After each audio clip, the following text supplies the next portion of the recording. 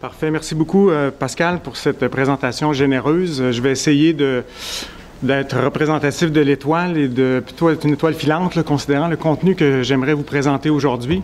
Je commence d'abord par vous saluer tout le monde. Bonjour à tous et à toutes. Ça me fait plaisir d'être ici et je remercie en passant le comité organisateur de me donner l'opportunité de venir présenter des éléments de réflexion qui sont issus de ces 10 années de travail à l'Université du Québec à Rimouski, et qui, je l'espère, vont mettre en lumière là, les contributions de l'hydrogéomorphologie à la gestion des cours d'eau principalement.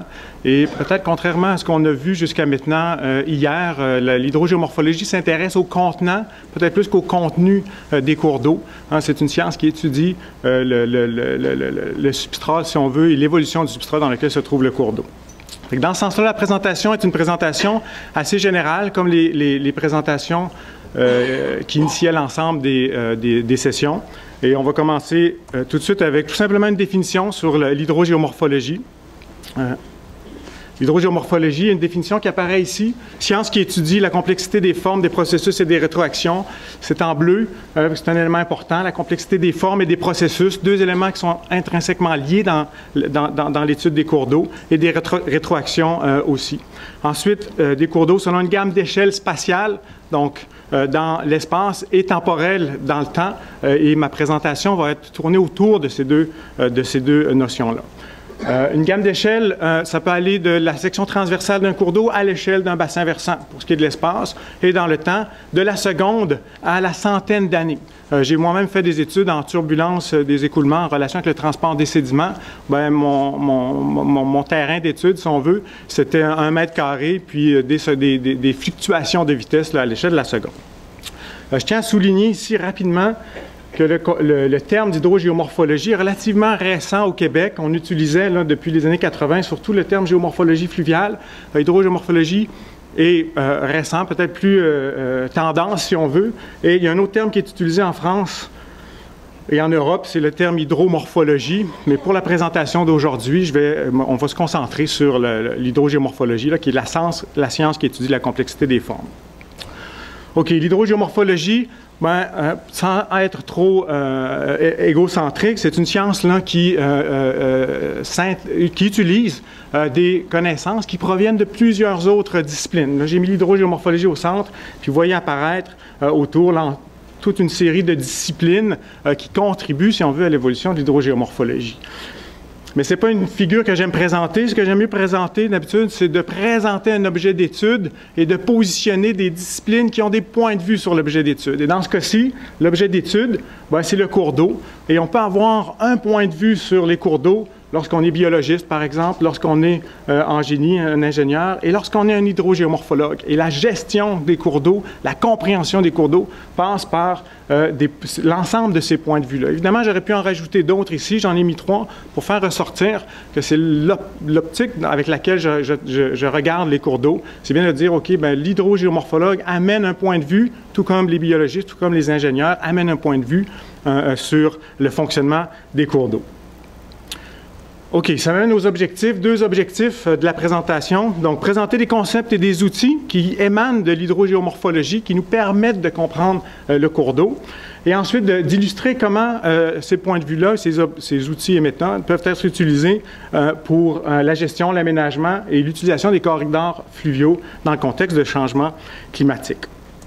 Il existe toute une série de diagrammes, de cadres d'analyse classiques, si on veut, en hydrogéomorphologie. Et c'est des diagrammes que je présente souvent dans mes cours, mais aussi dans des formations que je donne. Puis vous les avez ici. Le premier, c'est la dynamique de la trinité de leaders qui fait ressortir les interactions en 3 composantes essentielles. La deuxième, c'est la fameuse balance de Lane ici qui fait ressortir l'équilibre, la notion d'équilibre dans les cours d'eau en relation avec le débit liquide et le débit solide. Une troisième, c'est le convoyeur détraqué de Gondolf qui fait ressortir cette idée de continuum, mais surtout de zone source production de sédiments, de transit et d'accumulation qui structure le paysage fluvial. Et finalement, un quatrième diagramme qui est celui qui présente les styles fluviaux, qui nous permet, nous, de décrire une forme, finalement, de cours d'eau, mais à laquelle sont associés plusieurs processus. Donc, quand on voit une rivière à méandres, l'hydrogéomorphologue voit évidemment les méandres, mais il voit aussi l'ensemble des processus qui contribuent. Je n'irai pas dans le détail de ces 4 cadres conceptuels, si on veut. Je vais tout simplement faire ressortir le constat ici, que le point de vue qui émane donc de ces cadres conceptuels, c'est que c'est un point de vue qui explique et décrit l'organisation et l'évolution du paysage fluvial. Et donc, par essence, qui intègre cette idée de changements environnementaux. Et on s'intéresse à comment est-ce que les changements environnementaux, dont les changements climatiques, peuvent influer sur l'organisation et l'évolution du paysage fluvial. Et là, on est évidemment dans l'espace, dans le temps et l'espace, donc les deux. Et la structure de la présentation aujourd'hui va faire ressortir 3 éléments qui sont associés à cette variabilité. Donc, dans l'espace, je vais parler de la segmentation fluviale, l'évolution de l'amont vers l'aval. Dans le temps, je vais parler de la trajectoire morphologique, qui est un concept qui nous permet d'étudier l'évolution d'un tracé fluvial, par exemple. Et finalement, le dernier point, ça va être l'espace de liberté des cours d'eau, qui est un projet de recherche sur lequel Pascal, ici, et Marie Larocque, qui était présente hier, et moi-même, on a travaillé, on a remis récemment un rapport à Ouranos pour décrire l'espace de liberté et qui intègre à la fois cette notion de variabilité dans le temps et dans l'espace dans un objectif de gestion des cours d'eau. OK. Avant de commencer, je tiens à souligner que le contenu de la présentation, et là je représente le diagramme en forme de fleur ici, le contenu de la présentation évidemment est associé à des contributions majeures de plusieurs personnes, dont l'ensemble des étudiants qui travaillent dans le laboratoire de géomorphologie et dynamique fluviale à l'UQAR. J'ai mis plusieurs noms ici, en manque peut-être, le Étal, et pour souligner qu'il y en a d'autres qui ont contribué de près et de loin. Ensuite, toute une série de collègues, dont Pascal Biron ici, qui ont contribué à l'évolution des idées, et finalement, des personnes dans des ministères ou des organismes qui ont contribué aussi à l'évolution de la réflexion que je présente aujourd'hui sur l'intégration de l'hydrogéomorphologie fluviale dans la gestion des cours d'eau. Donc, je tiens à remercier toutes ces personnes d'entrée de jeu et souligner leur participation dans le cadre de cette présentation-là. OK. Premier point, donc, l'espace. L'évolution de l'amont vers l'aval, on va s'en aller vers la notion de segmentation fluviale. En hydrogéomorphologie, on a des diagrammes classiques comme celui-ci qui présentent l'évolution de l'amont vers l'aval, si on veut, ça peut être la distance ou l'aire de drainage qui augmente, et l'amplitude d'une variable hydromorphologique, si on veut. Donc, par exemple, l'altitude, c'est ce qu'on appelle le profil en long, ici, qui est en rouge, donc une diminution de l'altitude. La taille granulométrique, on a une diminution de l'amont vers l'aval des tailles granulométriques qu'on retrouve dans les cours d'eau. Vous avez en bleu ici le débit qui augmente, évidemment, de l'amont vers l'aval. En jaune ici, le W, c'est la largeur, la profondeur et la vitesse. Donc, il existe toute une série de relations qui expliquent le continuum, si on veut, de l'amont vers l'aval dans les cours d'eau. Et ça, c'est associé à un cadre d'analyse qu'on décrit comme la géométrie hydraulique. Donc, ça, c'est un classique et c'est un outil qu'on utilise pour décrire l'évolution de l'amont vers l'aval. Maintenant, si on s'intéresse à décrire sur le terrain cette évolution de l'amont vers l'aval, je vous présente un exemple ici de la rivière Négette dans le Bas-Saint-Laurent. Donc, la rivière Négette, c'est un secteur qui se situe entre les chutes de la rivière Négette et la rivière Métis dans le Bas-Saint-Laurent, près de la ville de Montjoly. On a fait l'exercice de regarder, par exemple, comment évolue de l'amont vers l'aval certaines variables. Donc, vous avez ici le profil longitudinal, donc l'altitude qui apparaît sur une trentaine de kilomètres. On a aussi extrait ce qu'on appelle la puissance spécifique, qui est une variable qui intègre à la fois le débit et la pente du cours d'eau. On regardait comment cette variable-là diminuait de l'amont vers l'aval. Donc, vous voyez une diminution, ce qui est en gris ici, de la puissance spécifique, et éventuellement, le débit plein bord qui apparaît.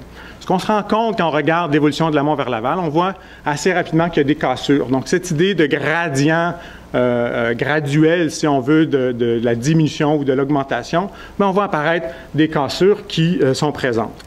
Même chose lorsqu'on s'intéresse à la granulométrie, donc la taille des sédiments.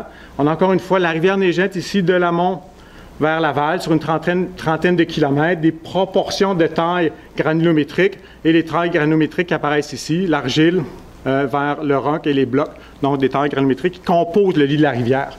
Et là, ce qu'on voit, c'est que les proportions, ce n'est pas un changement graduel, il y a des changements qui sont assez marqués. On voit la première portion ici, les 3-4 premiers kilomètres, qui sont dominés par la présence de blocs et de gravier, surtout de gravier. Ensuite, on a surtout les sables, puis ensuite, on a surtout l'argile. Donc, il y a des cassures, il y a une forme de segmentation plutôt qu'un changement graduel qui apparaît. On peut faire le même exercice avec d'autres variables, et c'est ce qu'on a fait ici. Donc, la puissance spécifique, la granulo. Ici, c'est la longueur d'onde des méandres. Ici, c'est l'indice de sinuosité, donc la sinuosité du cours d'eau. Et finalement, l'amplitude des méandres, donc des mesures de morphométrie en plan des méandres de cours d'eau. Et là, on peut regarder, bon, c'est des tendances, diminution de l'amplitude, augmentation de l'amplitude, le long du segment de la rivière Négette. Là, ce qu'on voit apparaître ici, c'est des cassures qu'on a identifiées à partir d'analyses de séries spatiales qui nous permettent d'identifier des cassures dans la variable. Et là, on arrive avec cette idée de, mais on peut identifier des segments du cours d'eau qui possèdent des caractéristiques similaires ou des tendances. Et ça mène à cette notion de segmentation fluviale qui est importante. Ça permet de voir un cours d'eau d'une autre façon. On peut voir, ou le géomorphologue voit le cours d'eau en fonction d'unités homogènes qui possèdent des caractéristiques, dans ce cas-ci, de morphométrie en plan, mais aussi de morphodynamique particulière. Fait que premier élément que je vais vous présenter, c'est cette idée donc de segmentation fluviale. Dans la continuité de la segmentation fluviale, bien, je vous remets ici le diagramme initial là, de la géométrie hydraulique qui explique la diminution de la taille granulométrique de l'amont vers l'aval. Donc ça, c'est un fait, c'est reconnu. Ensuite, à une autre échelle ici, de l'amont vers l'aval, sur une échelle d'une dizaine de mètres ou du mètre, on a ce qu'on appelle des unités morphologiques. Bon, les seuils, les mouilles, la variabilité dans la profondeur, la taille granulométrique, mais à une échelle beaucoup plus petite. Mais entre les deux, c'est là où on voit apparaître cette notion de segmentation. Et il y a un autre concept qui est apparu, c'est la notion de lien sédimentaire. Le lien sédimentaire, c'est donc une échelle intermédiaire entre les unités morphologiques et le gradient amont-aval, qui fait apparaître, on a encore la granulométrie ici, donc des changements abrupts dans les tailles granulométriques, par exemple. Donc, on a une augmentation ici de la taille granulométrique et ça forme ce qu'on appelle des liens sédimentaires. Un exemple de lien sédimentaire fait par une étude faite par un collègue ici, Michel Lapointe, dans la rivière Sainte-Marguerite. On a la distance de l'amont vers l'aval, encore une fois, la taille granulométrique. Et là, on a la taille granulométrique qui diminue, qui augmente, qui diminue, qui augmente, qui diminue, qui augmente et qui diminue encore une fois. Et ça fait ressortir une structure ou une segmentation, encore une fois, du corridor fluvial en unité particulière au niveau de la granulométrie. À cette granulométrie est associée toute une série de processus de profondeur, de relations vitesse, transport de sédiments, par exemple, qui expliquent et qui décrivent l'organisation spatiale. L'intérêt de ça, je vous donne deux exemples. Encore une fois, les travaux de notre collègue Michel Lapointe. Le lien sédimentaire, ici, bon, de 0 à 1, pour l'exprimer en termes de pourcentage. Un lien sédimentaire, encore une fois, dans la rivière Sainte-Marguerite. La taille des sédiments, donc la diminution, ici les triangles, ça nous montre la diminution de la taille granulométrique. Et les travaux de Michel ont identifié les endroits où on retrouvait des zones d'habitants pour des juvéniles du saumon de l'Atlantique. Et on se rend compte que c'est les points noirs ici, que les points noirs, donc les habitants du juvénile, se retrouvent dans des endroits bien spécifiques le long du lien sédimentaire. Ce qui ressort de ça, c'est que plus il y a de liens sédimentaires, plus il risque d'avoir d'habitats le long d'un corridor fluvial. Donc, une application, si on veut, de l'organisation de l'espace pour expliquer les habitats. Une autre utilisation de cette idée de segmentation, c'est les travaux de réflexion, en fait, avec Normand Bergeron, un collègue qu'on a développé. Bien, vous avez ici cette idée de lien sédimentaire, donc de taille granulométrique assez grossière qui diminue vers l'aval. Et on s'est intéressé à décrire, bien, en hiver, quelle est la relation entre le lien sédimentaire et la formation, la structuration des couverts de glace. Donc, vous avez ici les mêmes sites, avec des couvertures glaciaires qui changent, la même période. Donc, on voit qu'il y a une structuration très différente du couvert de glace qui est en lien avec le lien sédimentaire. OK, ça nous a amené avec un modèle conceptuel, si on veut, pour expliquer des processus de mise en place, freeze-up des couverts de glace et de dislocation des couverts de glace. Là, vous avez toute une série de processus qui sont identifiés. Par exemple, les ice dams, c'est les barrages suspendus sous les couverts de glace. Et là, ce qu'on montre, c'est qu'il y a des secteurs dans dans le lien, c'est le long du lien sédimentaire que vous avez en haut ici, éventuellement la diminution de la taille granulométrique, où on a des maximums de production de phrasie ou des maximums d'intensité d'apparition des barrages suspendus. Donc, on a utilisé cette idée de structuration de l'espace pour expliquer des processus ou faire un modèle conceptuel de construction des couverts de glace et de dislocation des couverts de glace. Donc, une utilité de cette segmentation-là pour comprendre des processus à l'échelle du corridor fluvial. Ça m'amène au deuxième point. Déjà, le temps, donc la trajectoire morphologique. Qu'est-ce que la trajectoire morphologique? Bien, c'est tout simplement une observation de l'évolution dans le temps de certains paramètres qui appartiennent au cours d'eau. Donc, vous avez ici l'évolution dans le temps, bon, passé, présent, futur, puis ici une variable morphologique. Et là, on peut penser à la largeur, par exemple, la profondeur du cours d'eau. Et on regarde tout simplement comment évolue dans le temps des changements de profondeur et de largeur de cours d'eau. Évidemment, c'est des données qui sont assez difficiles à aller chercher. Souvent, la trajectoire morphologique comporte 1 ou 2 ou 3 ou 4 ou 5 points. Ça dépend des sources de données. Mais l'idée, c'est de voir comment évoluent, donc dans le temps, les paramètres morphologiques du cours d'eau. À ça, on peut rajouter des événements ou des perturbations et des changements environnementaux qui nous permettent d'expliquer l'évolution de la trajectoire morphologique. Bon, j'ai mis par exemple ici, je vais vous présenter un exemple pour la rivière Matane. Il y a eu des coupes et de la drave. Donc, dans la rivière Matane, les coupes et de la drave ont eu un effet sur les caractéristiques du cours d'eau. L'arrivée d'enrochement, puis éventuellement des changements climatiques. L'idée, c'est de comprendre l'évolution, donc une diminution d'un paramètre en fonction de ces perturbations, changements environnementaux. OK, donc je vous présente un exemple rapide pour la rivière Matane. Des travaux qui ont été faits dans le cadre d'un mandat avec le MSP et François Morneau ici, dont l'objectif était de faire une cartographie multi-aléas, mais on a profité pour faire une analyse de la trajectoire morphologique de la rivière Matane.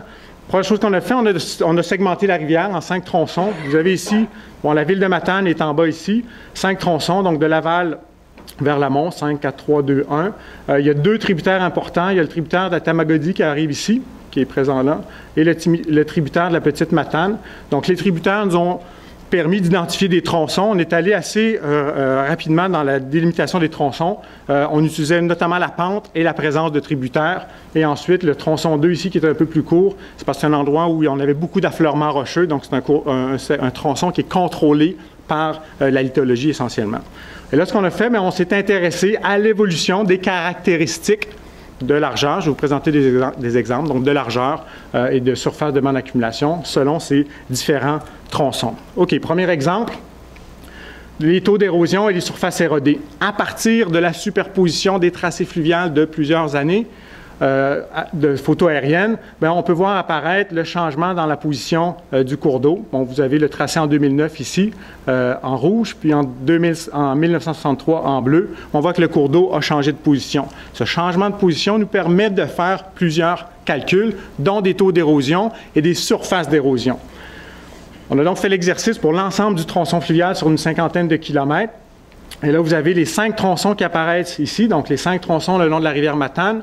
L'érosion par mètre carré par kilomètre par année, donc standardisé pour les 5 tronçons, en fonction de 3 couples de photos, donc 63, 93, 93, 01, 2001, 2009 pour les couleurs. Donc, si on s'intéresse assez rapidement donc ici au tronçon 1, ce qu'on voit du mauve vers le bleu, donc c'est une diminution des surfaces érodées dans le temps. C'est cette idée de trajectoire morphologique. Il y a eu un changement, donc une diminution de l'érosion. Si on regarde le deuxième tronçon, ici, il n'y a pas de changement significatif. Si on fait une analyse statistique, pas de changement ici pour le deuxième tronçon. Pour le troisième, là, on a une trajectoire qui est complètement différente de celle qui était observée dans le premier tronçon. On a ici une augmentation très importante en 2001-2009, donc de l'érosion, des taux d'érosion, si on veut, pour cette année-là. Donc, une augmentation, une trajectoire morphologique qui est différente pour ce tronçon. Et finalement, les 2 derniers tronçons, là où on a peu de changements, si on fait une analyse statistique encore, probablement que ce ne serait pas significatif. Mais ce que fait ressortir cette figure-ci, c'est une trajectoire morphologique qui est différenciée selon les tronçons identifiés dans la rivière Matane. On peut faire le même exercice, cette fois-ci avec l'évolution des surfaces de bandes d'accumulation. Bon, un exemple ici dans la rivière Matane, une photo en 63, puis une photo en 2009, si je me souviens bien, avec un banc d'accumulation. tout ce qu'on a fait ici, c'est de mesurer les surfaces de bancs d'accumulation. Les photos aériennes avaient été prises avec des débits à peu près similaires, donc ça devenait intéressant de le faire. Et c'est ce qu'on voit ici apparaître pour les 5 tronçons, encore une fois, en 1993 et en 2009, finalement, les superficies de bancs d'accumulation. Les 3 premiers tronçons, mais on voit qu'il n'y a pratiquement pas de changement entre les 2 périodes. Par contre, les 2 derniers tronçons, on voit ici, 4 et 5, des augmentations significatives de la surface des bancs d'accumulation.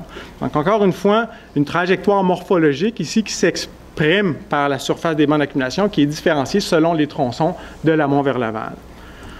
Une dernière variable qu'on a regardée, c'est les largeurs de la rivière depuis 1963.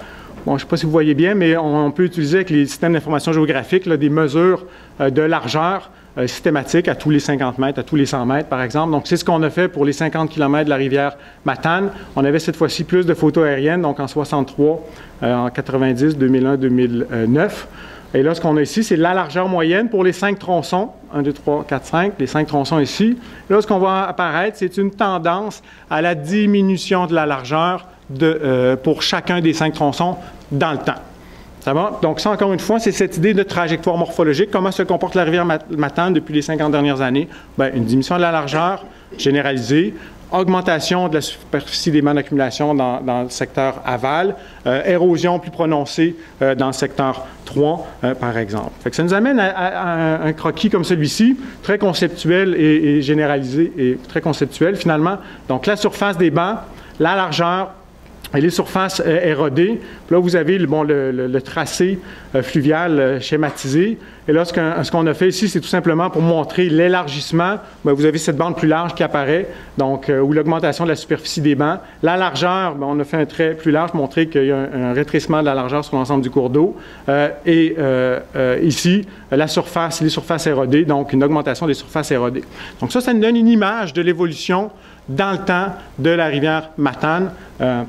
Qu'on peut analyser. Puis là, vous avez ici, bien, il y a cette idée de zone source de sédiments. La Tamagodé est un cours d'eau qui amène beaucoup de sédiments. Il y a eu des avulsions, des changements dans la position du cours d'eau qui a amené beaucoup de sédiments dans la rivière Matane, et ce qui a provoqué des érosions marquées ici, avec une mobilité beaucoup plus importante de la rivière Matane. Mais les sédiments ne se sont pas déposés ici. Ils se sont éventuellement déposés, je vais faire apparaître ça, se sont déposés éventuellement plus en aval ici, parce que c'est seulement là qu'on a observé une accumulation de sédiments traduite par l'augmentation de la superficie des bancs. Donc, la trajectoire morphologique par tronçon nous permet de comprendre le système. Et évidemment, des interventions dans la portion 3 ici n'auront pas les mêmes répercussions que des interventions dans la portion ou le tronçon 4 et 5, considérant la trajectoire morphologique du cours d'eau. Ça m'amène au dernier point. Le temps et l'espace de liberté. Bon, c'est un projet, 3 universités, comme je le mentionnais tantôt avec Pascal Biron ici, Marie Larocque et moi, et plusieurs étudiants et chargés de projet, financés par Ouranos, dont l'objectif était de définir un espace de liberté pour des cours d'eau. Bon, qu'est-ce qu'un espace de liberté? Il existe plusieurs définitions. C'est un concept qui émane de collègues aux États-Unis, mais aussi en Europe. Et nous, on s'est dit, on va essayer d'appliquer ce concept-là à l'échelle québécoise, si on veut. Donc, en gros, l'espace de liberté, c'est un espace qui est nécessaire au cours d'eau pour assurer une série de services écologiques et de sécurité publique, tout en optimisant les avantages économiques. Donc, c'est une définition relativement simple, mais qui exprime bien ce qu'on entend par l'espace de liberté.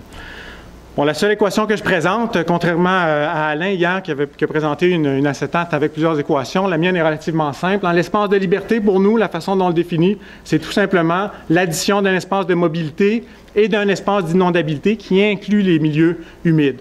Bon, qu'est-ce que l'espace de mobilité? Qu'est-ce que l'espace d'inondabilité? Je prends le temps de le définir assez rapidement maintenant.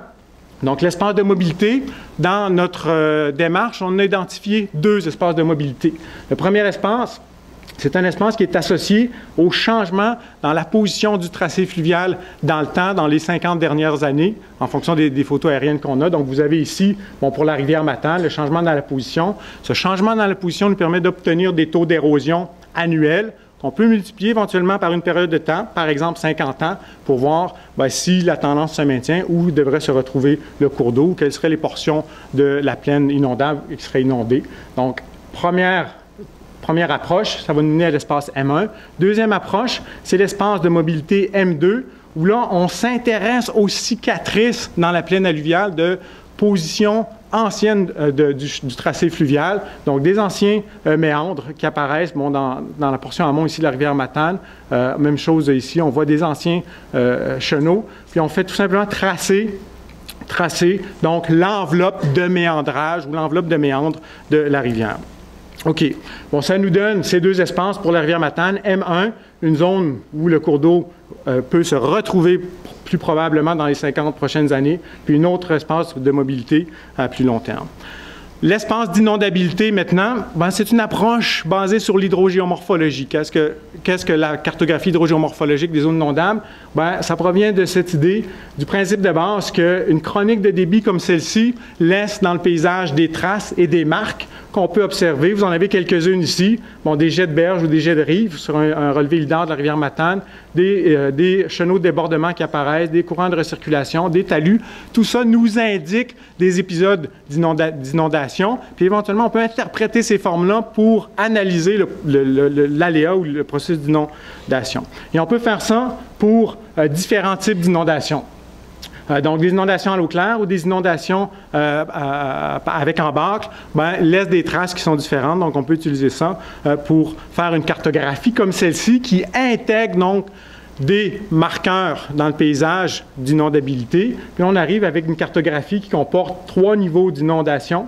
N1, N2 et N3. Donc, N1, c'est une zone où il y a des inondations très fréquentes qui correspond à peu près aux 0-20 ans. On a fait les analyses. N2, qui correspond à peu près aux 20-100 ans là, dans l'analyse. Donc, une cartographie des zones inondables qui mène éventuellement, lorsqu'on superpose les deux, l'espace de liberté et l'inondabilité, mobilité, ça nous donne une cartographie comme celle-ci qu'on peut simplifier avec deux zonages comme celle-ci, où on a l'espace de liberté minimal qui est en bleu, puis l'espace de liberté fonctionnelle qui est un peu plus large. Donc, ça nous permet de déterminer un espace autour du cours d'eau qui tient compte de la mobilité et de l'inondabilité dans ce cas-ci.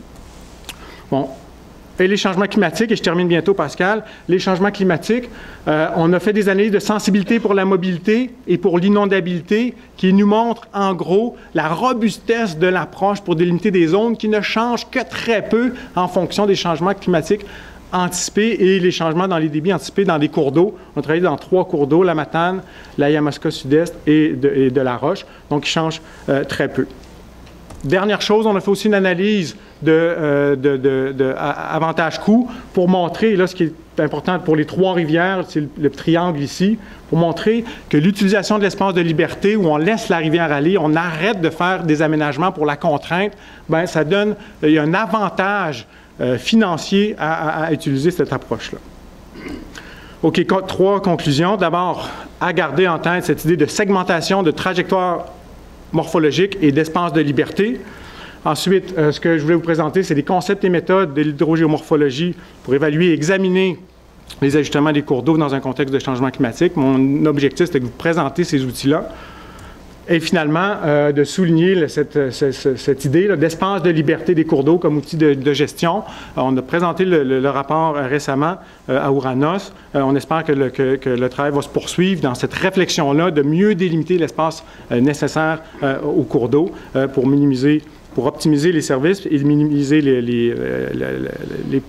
les dangers, en tout cas liés à la sécurité publique. Et je vais terminer là-dessus en vous remerciant de votre attention tous et toutes.